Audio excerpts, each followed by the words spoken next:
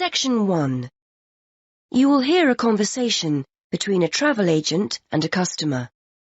The customer wants to book a coach ticket. First, you have some time to look at questions 1 to 3.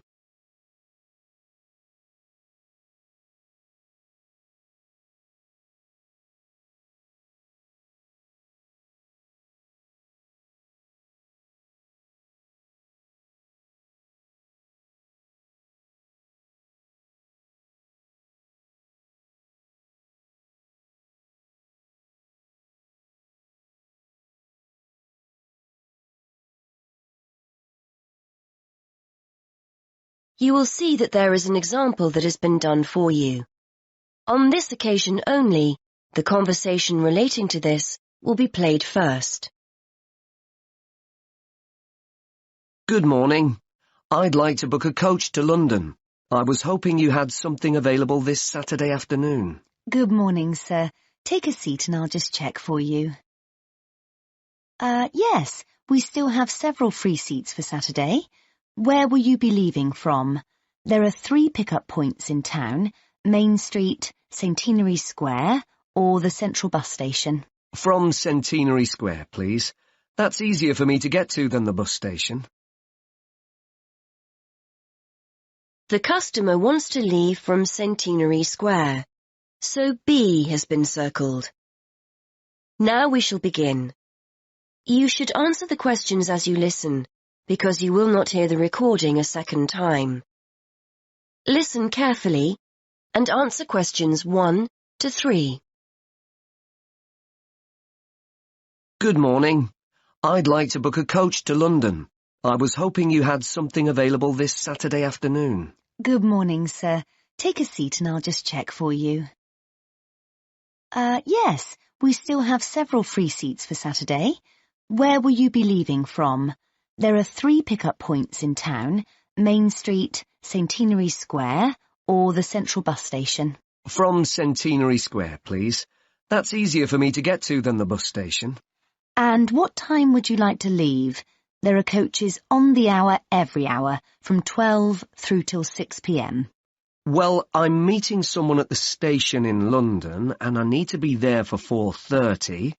So, which one would you recommend? Well, there's one leaving at 1 that arrives at Victoria Station at 4:10, if that's any good. Traffic is usually quite light at the weekend, and the drivers tend to make good time, so I think you'd certainly be there for 4:30. OK, that sounds just right. I think I'll take that. I can always phone ahead if I'm going to be late. And when are you returning, sir? Actually, I'm not sure when I'll be coming back, so I won't book a return ticket, just one way. I can always book you an open return if you'd like. You can use this at any time within the next month, as long as you contact us first to reserve a seat. Well, there's a chance I might be getting a lift back, you see, so I'll just pay for one way. I don't want to buy a return if I don't need it. OK, no problem. Are you travelling alone? Just the one ticket, please. I'm going down to visit my daughter at university. My son's meeting me at the station, so it's a proper family reunion. Before you hear more of the conversation, you have some time to look at questions 4 to 7.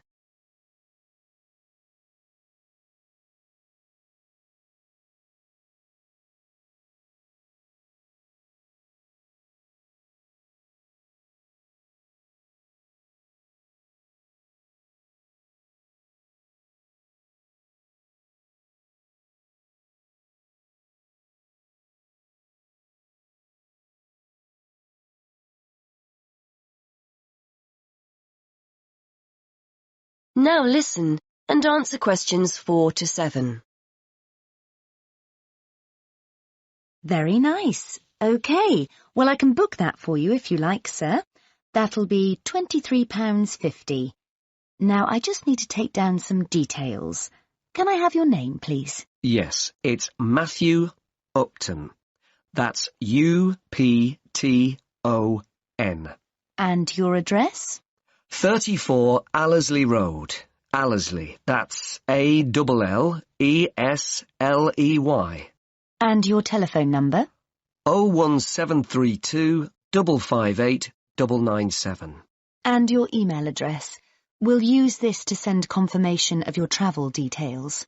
matt257@yahoo.co.uk. OK, thanks. Before you hear the rest of the conversation, you have some time to look at questions 8 to 10.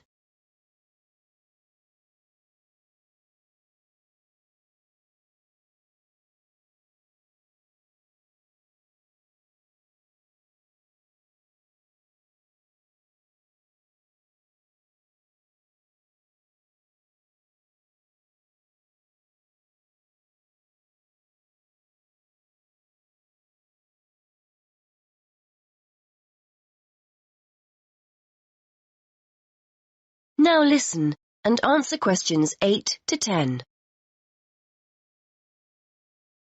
Before I forget, I'll be taking a little luggage. Is there a set luggage allowance? We offer a very good luggage allowance. You can take 2 suitcases as long as they're no more than 20 kilos each. That's 40 kilos in total, and 1 small item of hand luggage on the coach. Most people find that more than adequate. Any additional items carry an extra charge of £10 for each bag. I certainly won't be taking that much, so I should be okay. I was worried I might be taking too much. Would you like travel insurance included with your ticket? It's an additional £2. No, I don't think so. No problem. It's not compulsory. OK. How will you be paying? Actually, I've been having trouble with my debit card today, and I've left my checkbook at home, so I'd better pay in cash. You'll give me a receipt, won't you? Certainly, and we'll send confirmation to your email address as well. So that's £23.50, sir. If you just wait a minute, I'll print you off a receipt. That is the end of section 1. You now have half a minute to check your answers.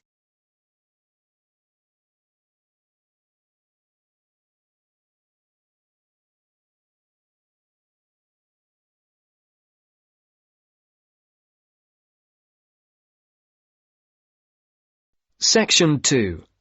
You are going to hear a radio program about sport. First, look at questions 11 to 14.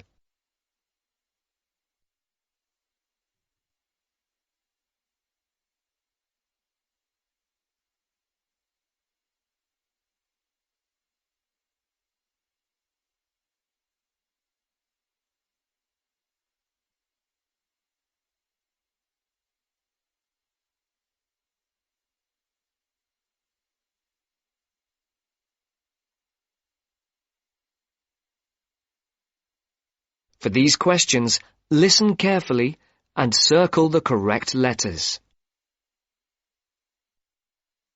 And now for our Mystery Personality of the Week and your chance to win one of our fabulous prizes. Last week's competition generated a huge response, and the first 5 answers pulled out of the bag will receive £100 worth of sports clothes vouchers. And if you didn't win last week, here's another chance. And this week's prize is even bigger. We're giving away 10 prizes of £250 worth of book, music and clothes vouchers to mark the first anniversary of the show on the air. So get your pens ready to take down the address details. Just write the name of the person you think is our mystery personality and send it to Mystery Draw at the address Marcia will give you in just a second. The address will be repeated at the end of the show for those of you who didn't get it. And so it's over to Marcia, who will tell you a few tantalizing details about our mystery person this week. Thanks, Mike. Well, here goes. Our mystery person this week is a very well-known footballer who plays for a famous club and has also played for his national team. He is very talented and is enormously popular, especially for the part he played in a famous footballing victory. And 2 clues. He hasn't got a famous wife, and he speaks French.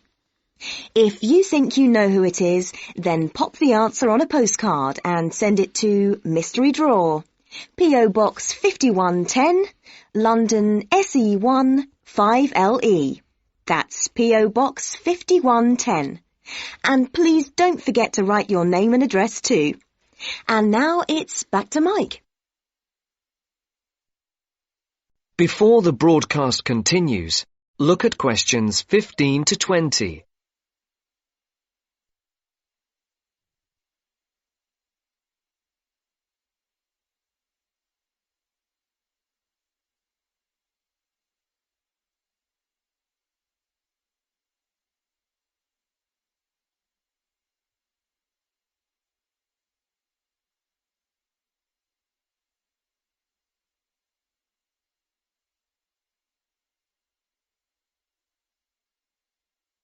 As you listen to the second part of the sports programme, answer questions 15 to 20.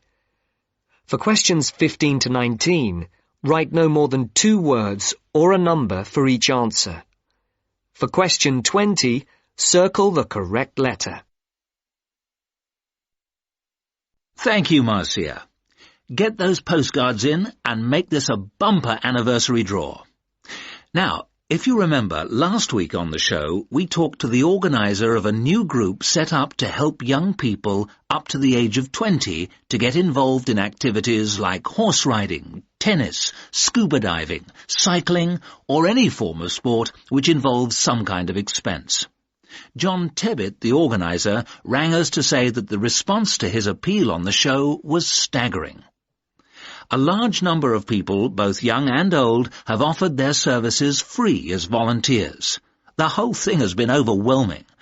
John said that they had also had numerous offers of help throughout the country to use facilities free of charge. As if that was not enough, they've received many donations, including several rather large gifts of more than £5,000. On behalf of John Tebbit, and also of those who will benefit from the generous gifts to the Trust, I would like to say thank you. This week, we're going to talk to a very unusual athlete indeed. Patrick, who is 20 years of age, has been wheelchair-bound for the past 5 years after a motorcycle accident left him paralysed from the waist down. This has not stopped this young man from getting out and about. He's an inspiration to all of us.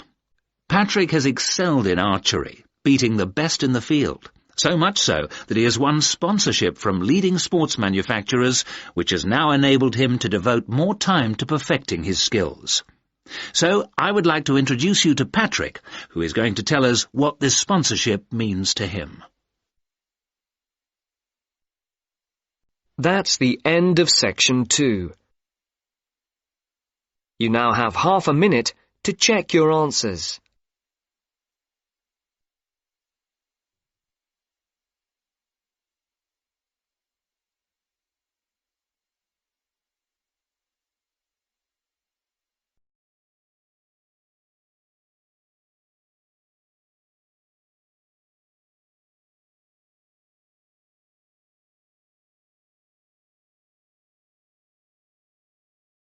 Now turn to section 3.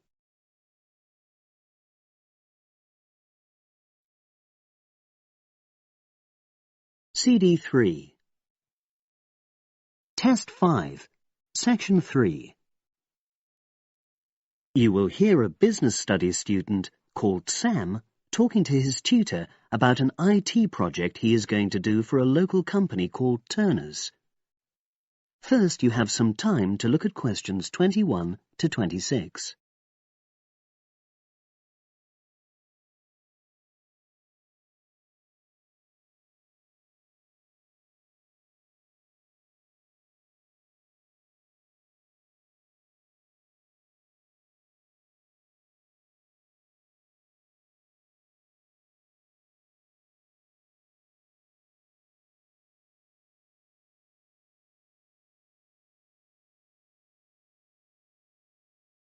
Now listen and answer questions 21 to 26.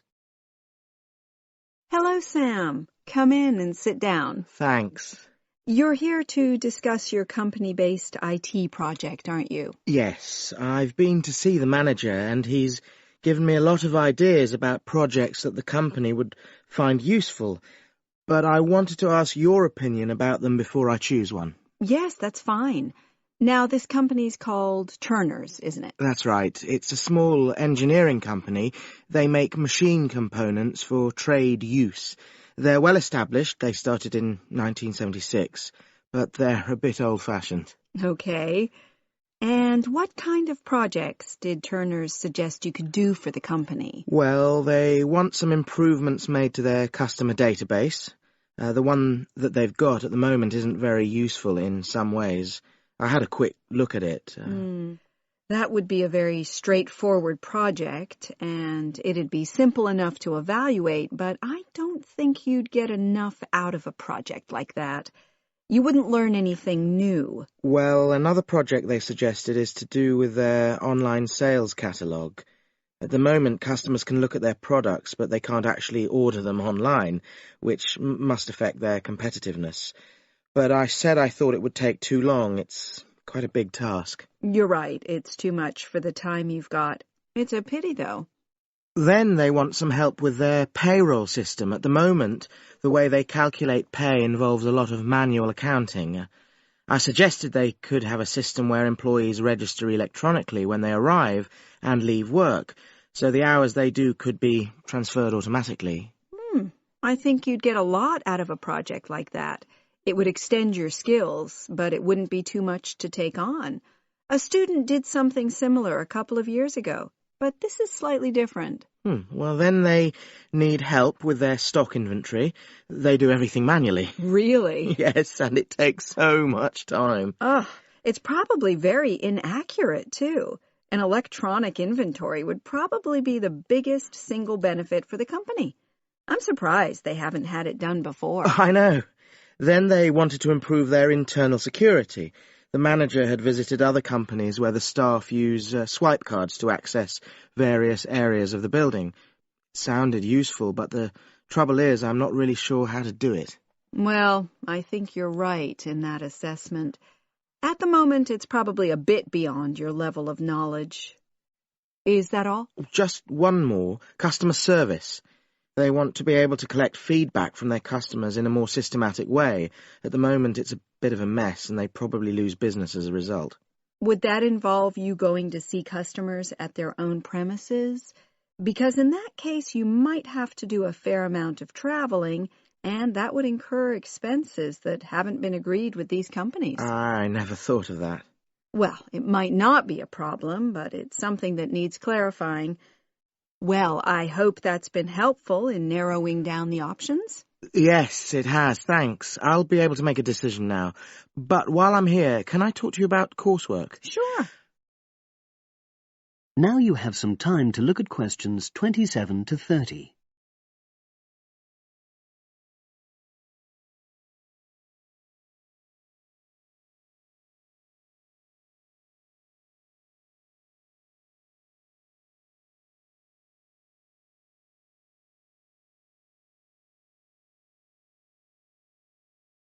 Now listen and answer questions 27 to 30. I'm not very happy about the way our group assignment is working. There are some problems. Oh, dear. Are people just not getting on with each other? That's the worst thing. Actually, we're all friends. It's not that. But when we're having a discussion about the assignment, one or two people end up doing all the talking and the rest don't say anything. It's a bit frustrating because we need plenty of debate. Well, that's a common observation. You're studying in a group with people from all over the world, and you all have your own ways of participating. In some places, students are more used to listening than talking, and vice versa. I suppose you're right. I'll try to remember that. Does everyone pull their weight as far as sharing the workload is concerned? I'd say they do, yes. And our group elected a leader. She's very good at making sure no one's overloaded. But personally, I feel that there are just too many of us in the group. Whenever we try to arrange a meeting, there's always at least one person who can't make it. It's not anyone's fault, it's just that we've all got slightly different timetables. Well, I'm glad you've talked to me about it. Feedback is always useful. Is there anything else you're concerned about? There are a couple of problems with lecturers that all the students are talking about. Last semester we had negative feedback about the way lectures were organized. There were several occasions when the wrong room had been booked or the same room had been booked twice, that sort of thing. Is that still a problem? That hasn't happened at all as far as I know. Oh, good. It's sorted out then. But I don't know the reason, but some of the staff often turn up late, so we miss 10 or 15 minutes of our lecture time. It might be because they've been copying handouts for students. I think there's a queue for the machine sometimes. Well, I'll look into that. Thank you for telling me. Anything else? The other thing is that it can be very difficult to get to see a lecturer individually. They're all very supportive and friendly when you do manage to find them, but often they're not in their office, even at times when they're meant to be available for consultation. Okay, that's helpful. Now, before you leave, That is the end of section 3. You now have half a minute to check your answers.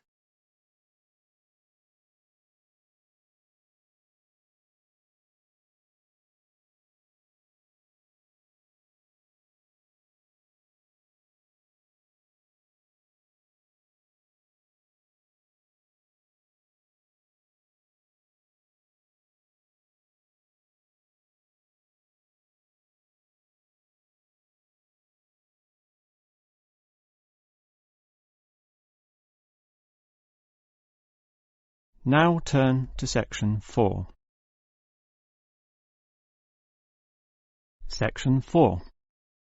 You will hear a lecturer discussing the history of people's beliefs regarding whether the Sun or the Earth is at the centre of the solar system. First, you have some time to look at questions 31 to 33. Now listen carefully and answer questions 31 to 33. In the night sky, the stars appear to revolve around the Earth, rising in the east and disappearing in the west. The Earth itself seems solid, fixed and stable, and such common sense perception suggests that the Earth is the centre of the universe. This is known as geocentrism, with geo meaning Earth, and all pre-modern civilizations drew this conclusion. We now know, of course, that the Earth revolves around the Sun, and this is called heliocentrism, with helio meaning sun. But historically, it took quite a while for this to be deduced. As early as the 3rd century BC, an ancient Greek astronomer, Aristarchus of Samos, proposed heliocentrism, but received little support from his peers. Similarly, throughout subsequent history, isolated individuals proposed this new idea, but again, no one was listening. Geocentrism just seemed too logical to refute. Geocentrism also fitted the views of the established Christian Church, who could quote biblical passages such as, "The world also shall be stable, that it be not moved." Those who dared disagree were subject to accusations of heresy, often with dire punishments to follow.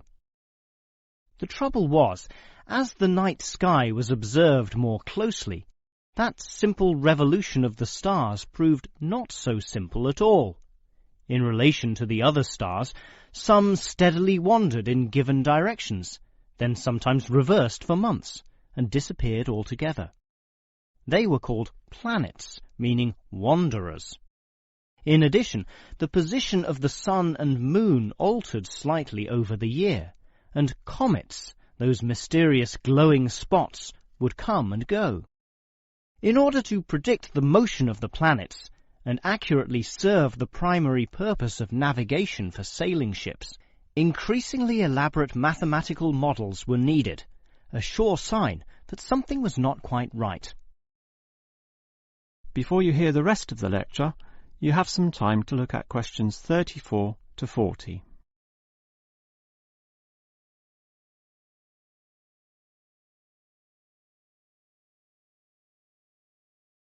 Now listen and answer questions 34 to 40.